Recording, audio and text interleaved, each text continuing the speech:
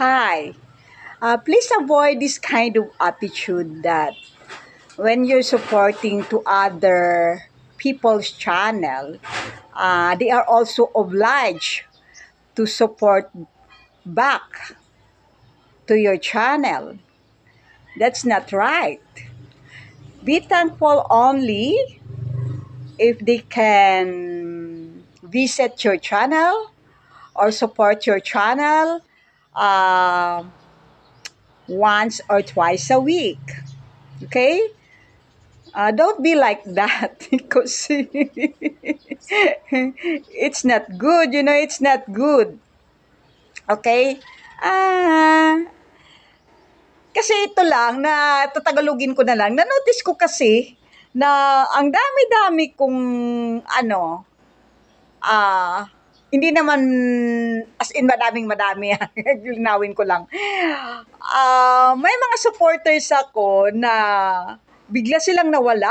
Noong ako ay laging nakasuporta sa kanilang channel, ayan, lagi rin sila. Pero nung nawala ako ng kung minsan isang araw na lang or dalawang araw sa isang linggo ako makabisita sa kanilang channel, naku, nag-unsubscribe na sila sa akin at wala na rin silang time para suportahan ang aking channel. Naku, wag ganyan ugali. Dapat maging understanding, maging batawag nito, humble. Understanding talaga ang kailangan, sa pagiging YouTuber or vloggers kasi you cannot force anyone to support back all the time as well. Okay? Tulad ng ginagawa mo. Okay? Nasabi ko lang ito kasi may mga nawawala sa aking channel. Nung ako ay laging nakasuporta sa kanilang channel, naku, lagi rin silang nakasuporta.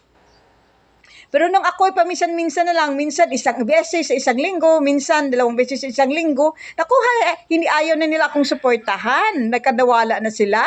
Naku, para bang utang ko sa kanila or utang ko sa kanila yung pagsuporta nila sa akin. Tapos yung iba nag-unsubscribe na rin dahil hindi nga ako makapunta araw-araw. Naku, huwag ganyan na ugali, guys. Pangit ang ganyan. Okay?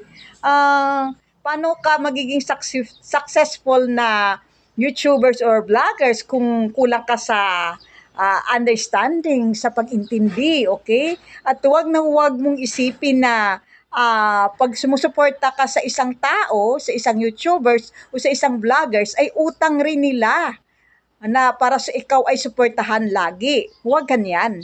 Dahil pangit ang ganyang ugali, okay?